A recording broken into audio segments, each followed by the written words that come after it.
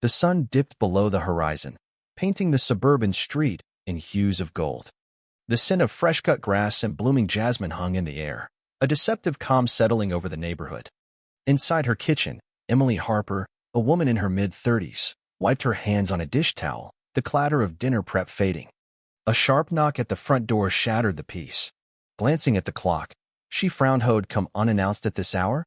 Through the peephole, she saw a familiar figure, Patricia Wells, the HOA's self-proclaimed enforcer, arms crossed, foot tapping impatiently. Patricia wasn't just a neighbor, she was a legend of petty tyranny, the kind who'd fine you for a stray leaf on your driveway. Tonight, though, something was off. No clipboard of violations in hand, just a glinting metal key, the HOA's master key for emergencies. Emily cracked the door, chain lock in place. "Can I help you?" Patricia's voice boomed, as if addressing a jury. "I'm here for an inspection. Reports of violations on your property." Emily blinked. Violations? What are you talking about? They'd done nothing out of the ordinary, no renovations, no parties, just quiet family life. Before she could argue, Patricia jammed the key into the lock, twisting hard. It didn't budge. Her face froze, eyes narrowing at the door like it had insulted her. "This is unacceptable," she snapped, jabbing a finger at the frame. "Your lock's malfunctioning. It's not just inconvenient, it's suspicious." Suspicious? Emily's voice rose, disbelief bubbling. Suspicious of whether she'd rigged her own door to thwart an HOA busybody? She bit back a laugh, knowing Patricia thrived on confrontation. But Patricia wasn't done. Her lips tightened as she yanked out her phone, scrolling with purpose. "Fine," she muttered, pacing the porch, heels clicking like gunfire. "If you won't cooperate, I'll ensure this is handled properly." Emily leaned against the doorframe, torn between amusement and dread. Whatever Patricia was planning, it wouldn't end quietly. Inside, Emily's 16-year-old son, Liam, sprawled on the couch, lost in a video game, explosions blaring through his headphones. Oblivious to the drama, he gunned down virtual enemies, unaware his own home was becoming a battlefield. What no one knew, not Emily, not Patricia, was that Liam had just started interning at the local police station, a school program that had him filing reports and answering phones. It wasn't glamorous, but he took it seriously, proud to glimpse the inner workings of law enforcement. Outside, Patricia's voice grew shrill as she spoke into her phone. "Yes, I need to report an issue at 1428 Oak Street. There's resistance to an authorized inspection.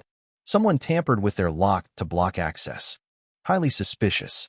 The dispatcher, used to Patricia's overblown complaints, took notes but stayed neutral. Rules demanded every call be investigated, even if it reeked of triviality. Patricia hung up, smug. "Officers are coming," she announced, turning to Emily. "I'm just doing my job. Rules exist for a reason."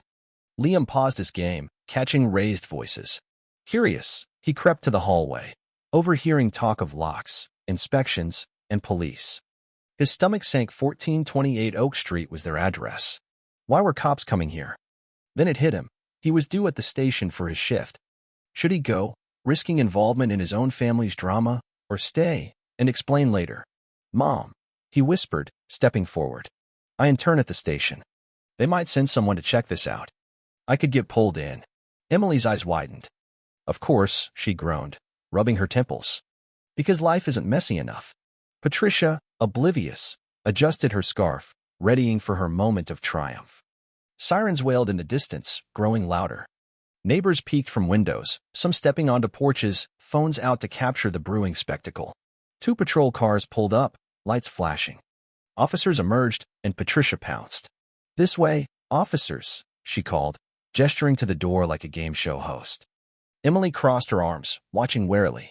Liam hesitated, his police intern polo making him stand out. One officer, spotting him, raised an eyebrow.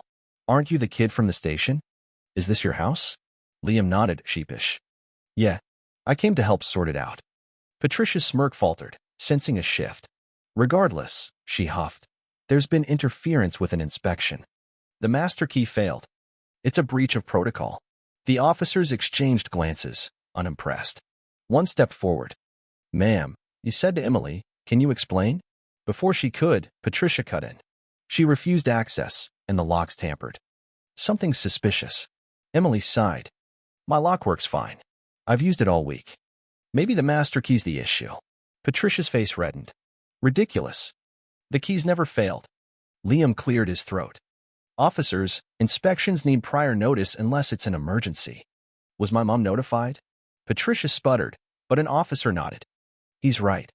Without evidence of a threat, residents get advance warning. Patricia flailed.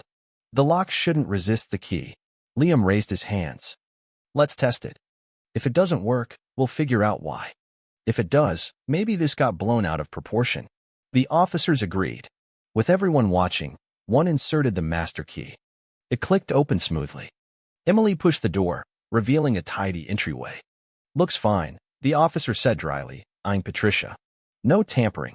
Patricia's face burned, her confidence crumbling. She clutched her phone, muttering about miscommunication, then fled to her car. Neighbors snickered as she sped off. The officers left, and Emily turned to Liam, half laughing. You handled it well. Guess having you around wasn't so bad. He grinned. I'd rather stick to paperwork next time. Inside, they collapsed on the couch, laughing at the absurdity. She called 911 over a lock? Emily gasped. Liam smirked. Best internship story yet. By morning, the neighborhood hummed with gossip. At the coffee shop, residents swapped tales over lattes. Patricia accused them of being criminals over a lock, one said, laughing. Then her own key worked, another added. And the kid in uniform? Pure karma. Patricia's reputation, already divisive, took a hit. At the next HOA meeting, her usual bravado seemed forced. A homeowner spoke up. Patricia, maybe rethink inspections. Last night was overkill. She stiffened. It was a misunderstanding, she insisted, voice thin. Another resident added. Sometimes doing your job means stepping back. No action was taken, but her influence waned. The fallout sparked debate. Some saw Patricia as a dedicated rule keeper pushed too far. Others called her a power-hungry meddler. Social media buzzed with memes of her master key meltdown, fueling arguments over HOA overreach. Was she a villain or just misguided? The question divided neighbors, some boycotting HOA events, others defending her intent. Emily and Liam stayed out of it, bonding over the chaos. Remember when she said we tampered with the lock? Emily giggled one evening. Liam struck a pose. Then I rolled up in uniform plot twist. Their laughter filled the house, a shield against the drama. Liam's internship thrived. Officers praised his calm handling of the fiasco. Not many kids keep cool like that, one said. He took on bigger tasks, learning conflicts weren't black and white. The experience became neighborhood lore, newcomers hearing exaggerated tales of Patricia's 911 call. She tried to rebuild her image organizing cleanups, baking for block parties, but skepticism lingered. Had she changed, or was it damage control? No one knew. Months later, the HOA revised inspection rules, requiring clear notice. Patricia stayed quiet, her sharp edge dulled. Emily and Liam watched the neighborhood soften. Neighbors chatted more, disputes cooled. One night, sipping cocoa on the porch, Emily mused, "It's wild how small things blow up." Liam nodded. People get obsessed with being right. Patricia didn't need to escalate, she just wanted to win. Emily smiled. And we learned to laugh instead of fight. The master key fiasco lived on, a cautionary tale. Kids heard it as a bedtime story. Patricia cast as a cartoonish tyrant, Liam the unlikely hero. The truth was simpler, a lock, a call, and a lesson in human nature. For Emily and Liam, it was a bond forged in chaos, a reminder to choose humor over anger. As seasons changed, the phrase, "Don't be a Patricia," became a local mantra, urging grace over ego. Somewhere, Patricia heard it, and maybe just maybe it sank in.